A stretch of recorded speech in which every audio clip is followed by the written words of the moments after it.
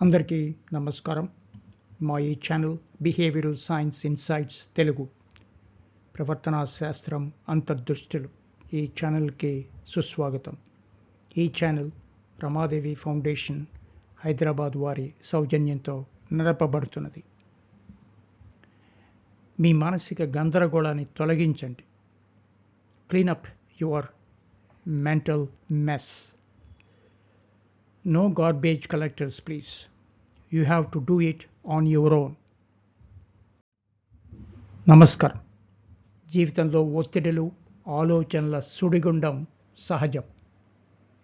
ఒకసారి మనస్సును ఒక చిక్కుముడిలా అనిపించవచ్చు. ఈరోజు మనం డాక్టర్ కొరలీన్ లీఫ్ రచించిన cleaning of your mental mess అనే అద్భుతమైన పుస్తకం నుంచి మీ మానసిక ఆరోగ్యాన్ని మెరుగుపరుచుకోవడానికి 7 ముఖ్యమైన పాఠాలను తెలుసుకోబోతున్నాం. మీ మనసును ప్రశాంతంగా, శక్తివంతంగా మార్చుకోవడానికి సిద్ధంగా ఉండండి. వీడియో మొత్తం చూసిన తర్వాత మీకు నచ్చితే తప్పకుండా లైక్ చేయండి, మీ స్నేహితులతో పంచుకోండి, మీ అభిప్రాయాలను కామెంట్ చేయండి, మరియు మమ్మల్ని మా ఛానల్ని సబ్స్క్రైబ్ చేసుకోవడం మాత్రం మర్చిపోకండి. 1వ పాఠం, ఆలోచనల శక్తి. డాక్టర్ లీఫ్ చెప్పినట్లుగా ఆలోచనలు కేవలం ఊహలు కాదు, అవి సజీవం. మన వాస్తవికతను తీర్చిదిద్దగలవు. మన ఆలోచనలు మనల్ని నిర్మించగలవు లేదా నాశనం చేయగలవు కూడా. నా వల్ల కాదు అనే పదే అనుకుంటే అది నిజమైపోతుంది. నేను చేయగలను అనుకుంటే విజయం సాధిస్తాం. ఒక ఉదాహరణ చూద్దాం. ఒక విద్యార్థి పరీక్ష గురించి నేను ఫెయిల్ అవుతానేమో అని భయపడుతూ చదువుపై దృష్టి పెట్టలేకపోయాడు. మరొక విద్యార్థి నేను కష్టపడితే మంచి మార్కులు వస్తాయి అని సానుకూలంగా ఆలోచించి కష్టపడి చదివి విజయం సాధించాడు.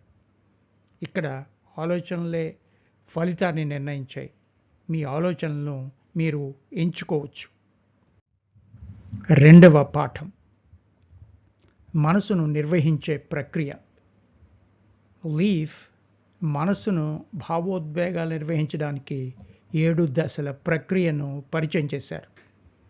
ఈ ప్రక్రియ మనసులోని గందరగోళాన్ని తొలగించడానికి ఒక స్పష్టమైన మార్గాన్ని అందిస్తుంది. ఇది ఒత్తిడిని ఎదుర్కోవడానికి చక్కగా సహాయపడుతుంది. ఒక ఉదాహరణ, ఉదయం లేవగానే పనులన్నీ ఒక్కసారి గుర్తుకొచ్చి ఒక ఉద్యోగికి ఆందోళన కలిగింది. డాక్టర్ లీఫ్ చెప్పినట్లుగా అతను తన పనులను 7 దశలుగా విభజించుకున్నాడు. పనులను గుర్తించటం, వాటిని విశ్లేషించటం, ప్రణాళిక వేసుకోవటం మొదలైనవన్నమాట.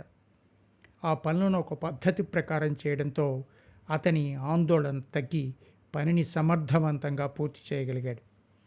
అంటే క్రమబద్ధమైన ఆలోచన మీకు నియంత్రణను ఇస్తుంది అన్నమాట. డాక్టర్ కొరలీన్ లీఫ్ చెప్పిన 7 దశలను క్లుప్తంగా చూద్దాం. మనసు నిర్వహణ 7 ముఖ్యమైన దశలు. 1 సేకరణ, మీ ఆలోచనలు, భావాలను గుర్తించటం. 2 ఆలోచన, వాటి మూలాలను విశ్లేషించడం. 3 రాసుకోవటం, మీ ఆలోచనలు ఒక పుస్తకం మీద రాయడం. 4వది మళ్ళీ సందర్శించటం, వాస్తవికతను పరిశీలించటం. 5 ప్రణాళిక, సానుకూల మార్పులకు ప్రణాళిక వేయడం. 6 సక్రియం చేయడం, కొత్త ఆలోచనలను మననం చేయడం. 7 నిలిపి ఉంచటం, సానుకూల ధోరణిని కొనసాగించటం. ప్రతికూల ఆలోచనలు తొలగించి మానసిక ఆరోగ్యాన్ని మెరుగుపరచుకోవడానికి ఈ దశలు చక్కగా సహాయపడతాయని డాక్టర్ కొరలీన్ లీఫ్ చెప్తారు. పాఠం 3, న్యూరోప్లాస్టిసిటీ మరియు మార్పు. మన మెదడు మారగలదని, అనుకూలించగలదని డాక్టర్ లీఫ్ శక్తివంతమైన ఆలోచనలు పంచుకున్నారు. మన ఆలోచనల సరళి మార్చుకోవడం సాధ్యమేనని తెలుసుకోవడం ఆశను ఇస్తుంది. మన మెదడు ఎప్పుడూ నేర్చుకుంటూనే ఉంటుంది. మార్పు చెందుతూనే ఉంటుంది. ఒక ఉదాహరణ చూద్దాం.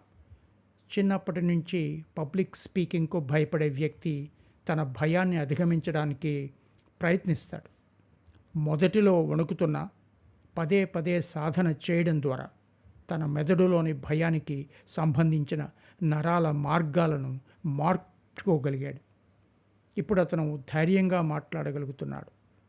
మీరు ఎప్పుడూ మార్పు చెందగలరు, ఎంత పెద్ద సవాలైనా సరే. 4వ పాఠం, ఆత్మ విమర్శ ప్రాముఖ్యత. డాక్టర్ లీఫ్ నిరంతర ఆత్మ విమర్శ అవసరాన్ని చాలా నొక్కి చెప్తారు. ప్రతిరోజు మన ఆలోచనలు, భావాలను పరిశీలించుకోవడానికి సమయం కేటాయించడం చాలా చాలా ముఖ్యంగా గుర్తించాలి. ఇది మనల్ని మనం అర్థం చేసుకోవడానికి సహాయపడుతుంది. ఒక ఉదాహరణ, ఒక వ్యక్తి తన కోపాన్ని అదుపు చేసుకోలేక తరచుగా ఇబ్బందులు పడుతూ ఉంటాడు. ప్రతిరోజు పడుకునే ముందు తన కోపానికి కారణమైన సంఘటనలను, తన ఆలోచనలను విశ్లేషించడం మొదలుపెట్టాడు. అలా చేయడం ద్వారా తన కోపానికి మూల కారణాలను గుర్తించి వాటిని నియంత్రించడం నేర్చుకున్నాడు. స్వీయ అవగాహనతో మీరు మీ అభివృద్ధిని పెంపొందించుకోవచ్చు. 5వ పాఠం, భావోద్వేగాల పాత్ర. భావోద్వేగాలు శక్తివంతమైన గురువులు. వాటిని మనం అనుభవించాలి, కానీ వాటి నుంచి పారిపోకూడదు.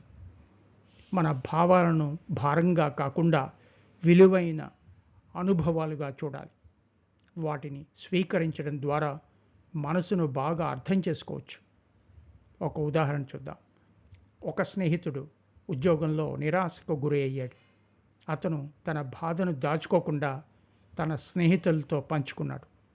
తన భావోద్వేగాలను అంగీకరించడం ద్వారా అతను బాధను త్వరగా అధిగమించి కొత్త అవకాశాల కోసం వెతకగలిగాడు.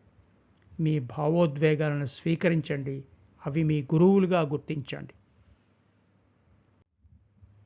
6వ పాఠం, పోషకాహారం మరియు మానసిక ఆరోగ్యం చాలా ముఖ్యం.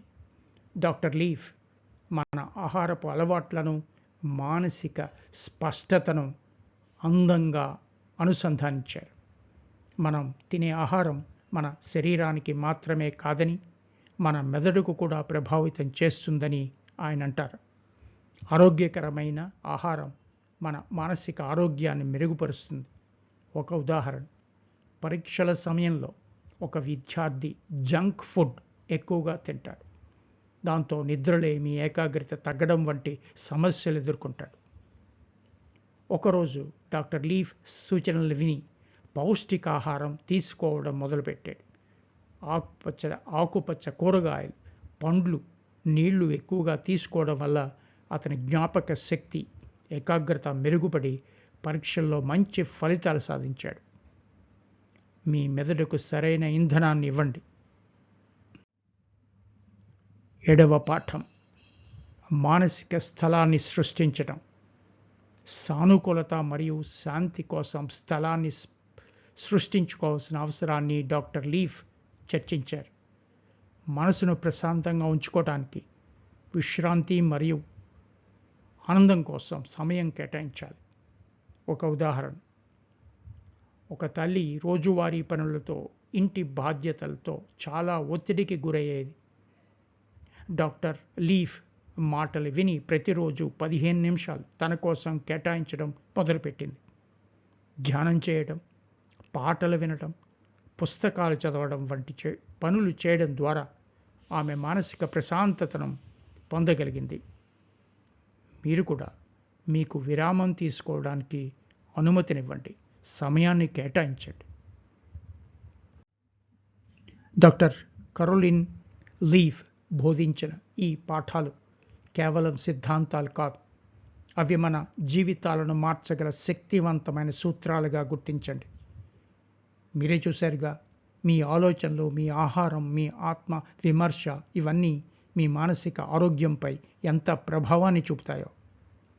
ఈ 7 పాఠాలను మీ దైనందిన జీవితంలో అమలు చేయడం ద్వారా మీరు కూడా ఒక ప్రశాంతమైన, ఆరోగ్యకరమైన, శక్తివంతమైన మనసును పొందొచ్చు. జ్ఞాపకం ఉంచుకోండి, మీ మనసు ఒక తోట. దాన్ని జాగ్రత్తగా చూసుకోండి. అందమైన పూలను పూయించండి. మీ ప్రయాణం మీకు నచ్చిందని ఆశిస్తున్నాను. మీ మానసిక ఆరోగ్యం పట్ల శ్రద్ధ వహించడానికి ఈ పాఠాలు మీకు ప్రేరణనిస్తాయని నమ్ముతున్నాను. మీరు మరింత తెలుసుకోవాలనుకుంటే లేదా మీ అనుభవాలను పంచుకోవాలనుకుంటే దయచేసి మమ్మల్ని అడగండి.